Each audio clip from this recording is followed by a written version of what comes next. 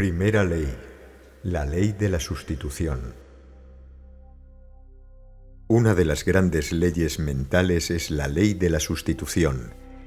Esta ley significa que la única manera de librarse de cierto pensamiento es sustituirlo por otro. No se puede descartar directamente un pensamiento, eso solo se puede hacer sustituyéndolo por otro. En el plano físico no ocurre así. Se puede dejar caer un libro o una piedra abriendo sencillamente la mano y soltando el objeto, pero en el pensamiento negativo, la única forma de conseguirlo consiste en pensar en algo positivo y constructivo. Es como si, digamos, para dejar caer un lápiz fuera necesario poner una pluma, un libro o una piedra en su mano cuando el lápiz caiga. Si yo le digo que no piense en la Estatua de la Libertad, usted por supuesto piensa inmediatamente en ella. Si usted dice no voy a pensar en la Estatua de la Libertad, está pensando en ella. Pero tras pensar en la estatua, si usted se interesa por otra cosa, digamos que enciende la radio, se olvida de la Estatua de la Libertad. Ese es el caso de una sustitución. Cuando le invadan pensamientos negativos, no los combata, sino piense en algo positivo. Piense preferiblemente en Dios, pero si en ese momento eso le resulta difícil, piense en alguna idea positiva o constructiva y entonces el pensamiento negativo se disipará. A veces sucede que pensamientos negativos parecen asediarlo con tanta fuerza que no puede superarlos. Es lo que se llama un acceso de depresión o de preocupación, o quizá hasta un arranque de cólera. En ese caso, lo mejor es buscar a alguien con quien hablar de cualquier tema, o ir al cine o al teatro, o leer un libro interesante, una buena novela, una biografía o una crónica de viajes, algo así.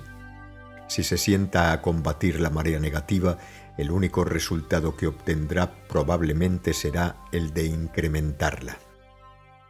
Preste atención a algo muy distinto, negándose resueltamente a pensar en la dificultad o a recrearla, y más tarde, después de que se haya alejado completamente del problema, puede regresar con confianza y afrontarla mediante un tratamiento espiritual.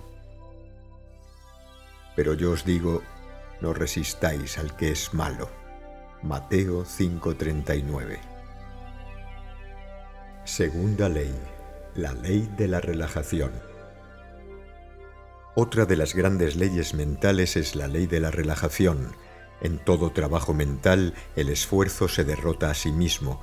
Mientras más esfuerzo realice, menos resultados obtendrá.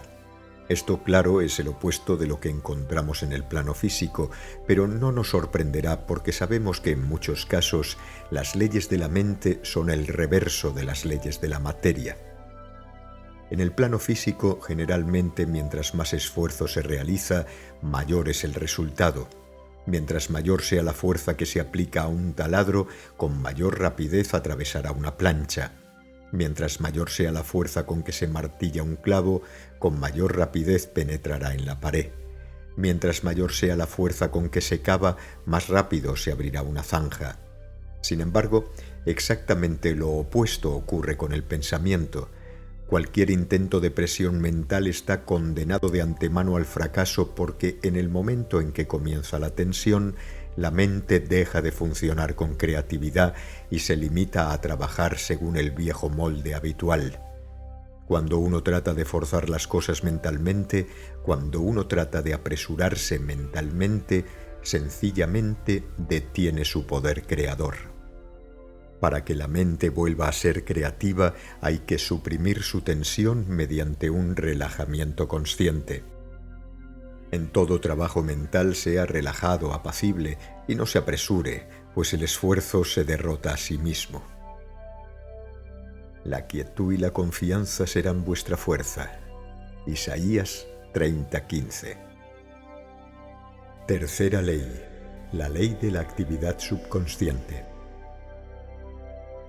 No bien el subconsciente acepta cualquier idea, de inmediato trata de llevarla a cabo. Utiliza todos sus recursos, los cuales son mucho mayores de lo que se suele suponer, para ese fin. Utiliza todo ápice de conocimiento que uno haya acumulado, la mayor parte del cual se ha olvidado por completo, para conseguir su propósito. Moviliza los numerosos poderes mentales que uno posee, la mayoría de los cuales uno nunca emplea conscientemente. Aprovecha la energía ilimitada de la mente. Alinea todas las leyes de la naturaleza a medida que operan tanto dentro como fuera de usted para obtener lo que persigue. A veces consigue inmediatamente su objetivo, a veces le toma un poco más de tiempo y otras veces mucho tiempo, dependiendo de las dificultades que hay que superar. Pero si el objetivo no es completamente imposible, el subconsciente lo logrará una vez que acepte la idea. La ley se cumple tanto con las ideas buenas como con las ideas malas. Esta ley, cuando se utiliza negativamente, provoca enfermedades, problemas y fracasos. Cuando se utiliza positivamente, genera salud, libertad y éxito. La Biblia no dice que la armonía es inevitable, no importa lo que hagamos, eso es una simpleza. Enseña que la armonía es inevitable cuando nuestros pensamientos son positivos, constructivos y generosos. De esto se desprende que lo único que hay que hacer es conseguir que el subconsciente acepte la idea que queremos reproducir, y las leyes de la naturaleza harán el resto. Producirán un cuerpo sano, las circunstancias armoniosas, la carrera exitosa. Nosotros damos las órdenes y el subconsciente hace el trabajo. Cuarta ley, la ley de la práctica. La práctica conduce a la perfección. Este familiar proverbio encierra una de las grandes leyes de la naturaleza humana, la cual, como es una ley, nunca, bajo ninguna circunstancia, se viola. Para ser hábil en cualquier campo es preciso practicar. Sencillamente no hay logro sin práctica, y mientras más se practique, siempre que se haga inteligentemente, mayor será la pericia y más pronto se obtendrá. Eso se cumple en el estudio de la música, de un idioma, cuando se aprende a nadar, a patinar, a esquiar o a volar. Se cumple en todo aspecto imaginable de la actividad humana. La práctica es el precio de la pericia. En la vida comercial y en cualquier clase de administración o dirección, la experiencia es la forma que adquiere la práctica. Una vez más, es la práctica la que conduce a la perfección. De ahí que si otros aspectos son iguales, se suele escoger a una persona mayor para puestos de responsabilidad y no a una persona más joven. En la metafísica, los efectos de esta ley son particularmente impresionantes. El control del pensamiento es por completo cuestión de práctica inteligente, y la verdadera religión puede muy bien resumirse como la práctica de la presencia de Dios. Pero observen que he dicho una práctica inteligente. Forzar algo con violencia no es práctica inteligente, al igual que no lo es la lentitud monótona.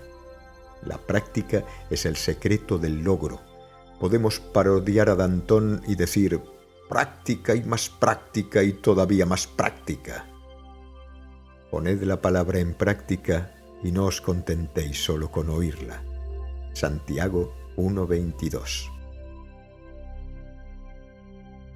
Quinta ley, los dos factores. Todo pensamiento está compuesto por dos factores, el conocimiento y el sentimiento.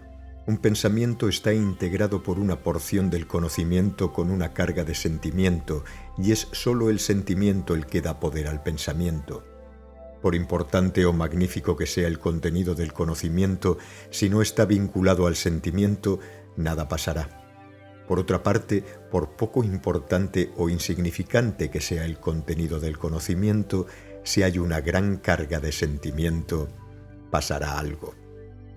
En la naturaleza, el pájaro simboliza esta ley natural. Un pájaro tiene dos alas, ni más ni menos, y las dos deben funcionar para que se pueda volar. No importa que el contenido de conocimiento sea correcto o incorrecto, mientras uno crea que es correcto. Recuerde que lo que importa es lo que creemos de verdad. Un informe sobre algo puede ser muy inexacto, pero si usted lo cree, tiene el mismo efecto sobre usted que si fuera cierto, y ese efecto, una vez más, dependerá de la cantidad de sentimiento que contenga. Cuando comprendemos esta ley, advertimos la importancia de aceptar solo la verdad concerniente a la vida en toda fase de nuestra experiencia. No hay duda de que por eso Jesucristo dijo: «Conoced la verdad y ella os hará libres». Ahora comprendemos por qué los sentimientos negativos, ya sea el miedo, la crítica, etc., son tan destructivos y por qué una sensación de paz y de buena voluntad constituye un enorme poder de curación. Sexta ley. Aquello en lo que uno piensa, crece. Aquello en lo que uno piensa, crece. Esta es una máxima oriental y resume perfectamente las mayores y más fundamentales de todas las leyes de la mente. Aquello en lo que uno piensa, crece. Aquello en lo que uno piensa, crece. Cualquier cosa a lo que usted dé acceso en su mente se magnifica en su vida. El sujeto de su pensamiento puede ser bueno o malo, la ley funciona y la condición crece. Cualquier asunto que usted mantenga fuera de su mente suele reducirse en su vida, pues lo que no se usa se atrofia. Mientras más piense en su indigestión o en su reuma, más se agravarán esos males. Mientras más piense que usted está sano, que está bien, mejor estará su organismo. Mientras más piense en las carencias, los malos tiempos, etc., peor andarán sus negocios, y mientras más piense en la prosperidad, la abundancia y el éxito, dará a su vida una proporción mayor de esos bienes.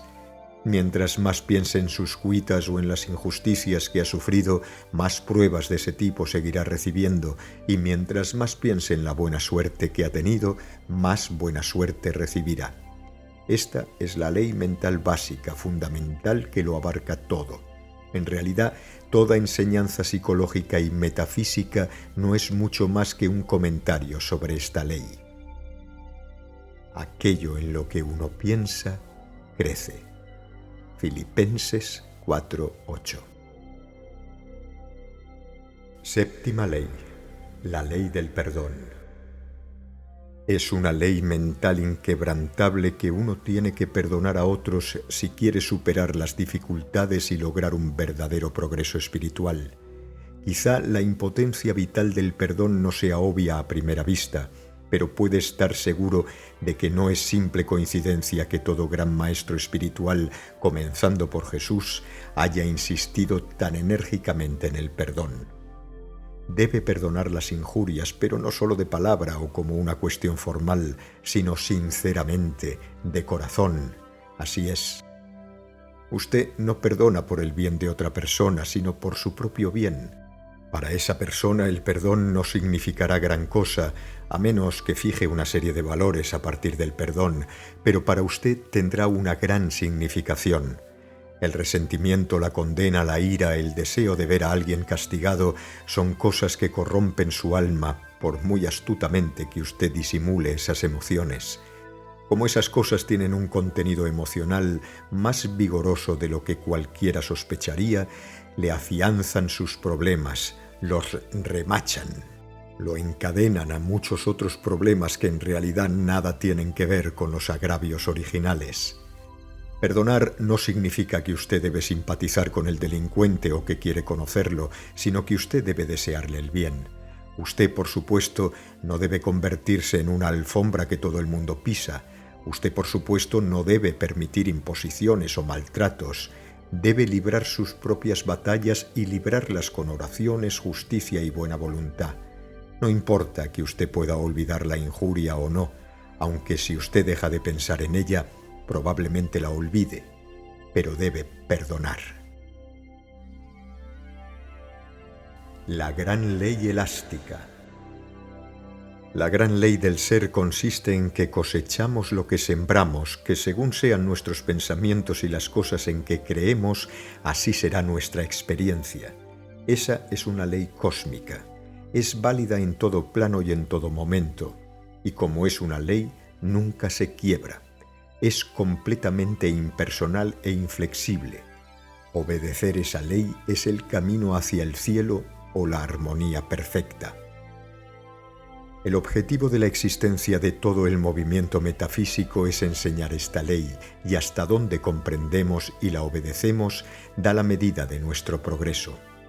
Todos los estudiantes de metafísica saben en su interior que estas cosas son ciertas, pero desafortunadamente no siempre actúan de acuerdo con ese conocimiento. A veces tratan de engañarse a sí mismos pretendiendo que pueden quebrantar la ley sin sufrir la penalidad. Se engañan creyendo que aunque piensen, hablen o incluso actúen incorrectamente, no importa, porque no tendrán en cuenta la ocasión en que cometieron el error. ¿Hay algo más tonto o más pueril? Han creado para sí una gran ley elástica que pueden plegar o doblar en cualquier dirección y no ven que eso no puede ser más que una ilusión de su propia mente. Por suerte, tenemos que vivir bajo la ley verdadera, gústenos o no, y ninguna pretensión infantil, ninguna excusa débil puede cambiarla. ¿Se ha fabricado usted para su consumo una gran ley elástica? Si lo ha hecho, descártela, échela sobre el montón nacional de chatarra elástica y comience de nuevo sobre bases firmes. Lo que se siembra en pensamiento se recoge en experiencia.